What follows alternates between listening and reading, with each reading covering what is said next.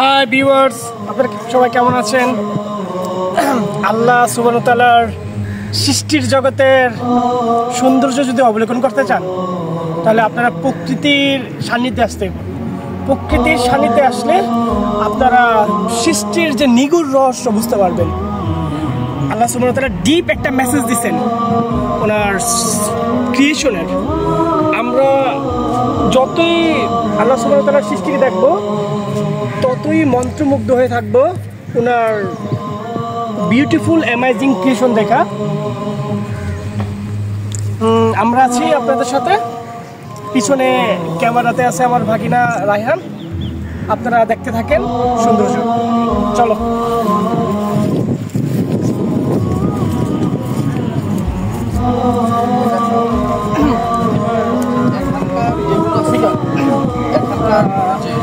ভাই আমরা এই সৌন্দর্যের, এই সি সাইডের যে সৌন্দর্যের এই একটু অনুভূতি সম্পর্কে আপনার কাছে জানতে চাইছিলাম। আমার অনেক ভালো লাগতেছে আজকে বিশ্ব ভালোবাসা দিবস না, আসলে আমার কাছে মনে হচ্ছে প্রকৃতির সাথে হারিয়ে গিয়ে ভালোবাসা দিবসটাকে উদযাপন করা করতেছি আর কি। আমরা তিনজন আসলে আমি তুমি এবং তার সাথে সাথে আমরা আসলে এই যে দেখো যে শ্বাসমূল কত সুন্দর, চিন্তা করো অনেক সুন্দর। আমার কাছে মনে হচ্ছে ভালো লাগতেছে বিষয়টা প্রত্যেকটা অংশেই। এই আমার জানা মতে অত্যাধিক লবণাক্ত পরিবেশ থেকে বাঁচার জন্য কী করে শ্বাসমূল গজায়, এখানে অক্সিজেন বা অন্যান্য কেমিক্যাল সাগরের ঢিলে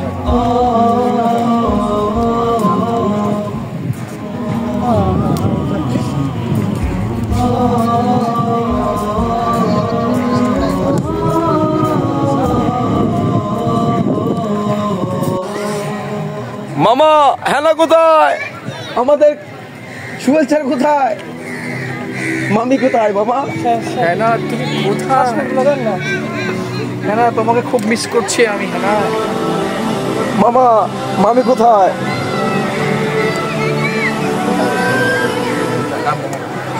চাচা মামা সাগর পার এত সুন্দর কেন আজকে মামা?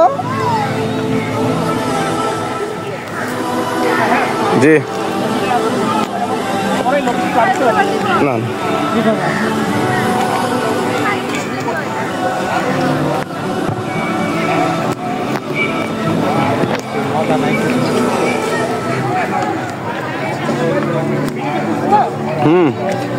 অন্ধকার দেখা যায়।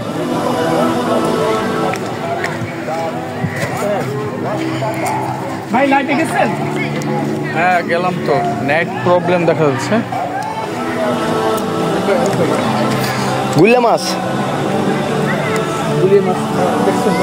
এই যে এই যে এই যে একটা, এই যে পেয়ে গেছি একটা।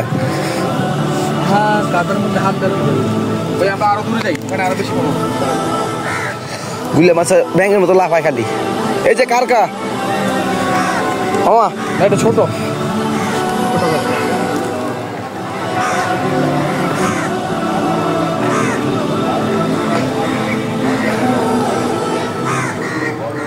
মামা হেনাকে বিচারে। হেনা কোথায়?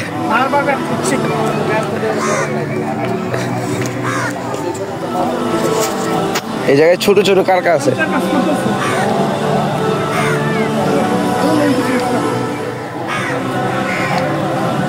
সুন্দর জায়গা না তুই ভালো করতে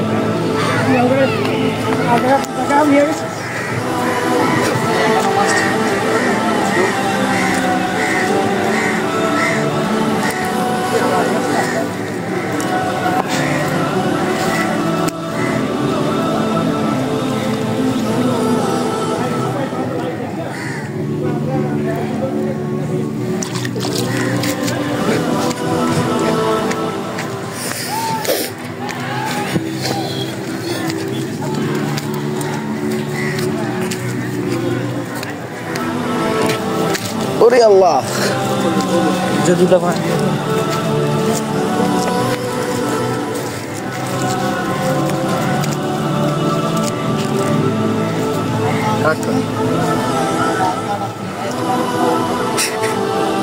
কার কার ওই ধরতে পারে না।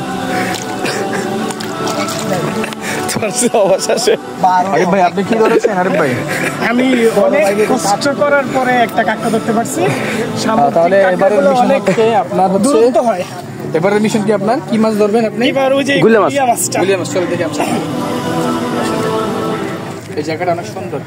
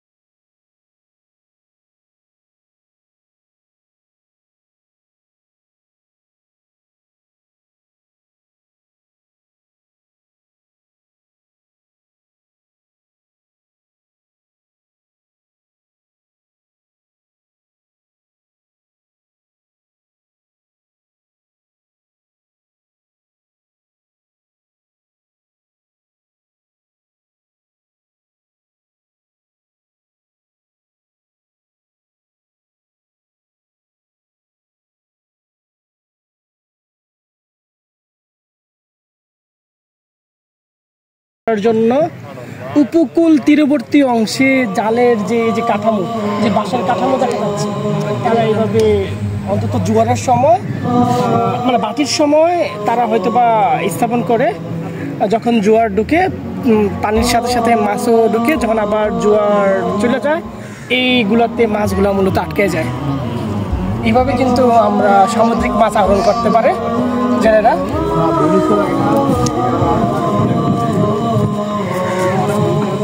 জানতা এদিকে একটা সুন্দর স্পট Yes. জানতা Yes. মাথায় আসে না।